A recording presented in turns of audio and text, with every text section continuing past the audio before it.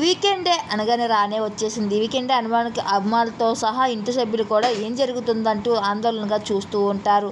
అయితే స్టేజ్ మీద నాగార్జున గారు గ్రాండ్ ఎంట్రీగా ఇచ్చేసుకుంటూ వచ్చారు. బిగ్ బాస్ హౌస్లో నిన్న జరిగిన హోలీ కలర్ గేమ్లో మాత్రం ఇంకా పల్లవి ప్రశాంత్ గురించి మాట్లాడుతూ, పల్లవి ప్రశాంత్ ఏంటయ్యా నువ్వు, ఏంటి నీ పట్టు ఉడుం పొట్లా పట్టేసుకున్నావు, నీకు గేమ్ ఆడాలనే తపన తప్ప వేరేదేమీ కనిపించలేదు. అక్కడ నువ్వు ఎలాగైనా సరే కెప్టెన్ అవ్వాలని నీలో ఉన్న టాలెంట్ గురించి నువ్వు గేమ్ ఆడినట్టు అర్థమైపోతుంది. నీ పట్టు చూస్తే మాకే భయం వేస్తుంది, నీతో అన్నలు ఎలాగాడారయ్యా అంటూ తను గడిసేపు ఆట పట్టించేసుకుంటూ వచ్చారు పల్లవి ప్రశాంత్ని నాగార్జున సార్. అయితే కెప్టెన్ అవ్వడానికి పల్లవి ప్రశాంత్ ఎంత కష్టపడ్డాడో నిన్న ఆడిన గేమ్ మనం చూస్తుంటే మనకు అర్థమైపోతుంది.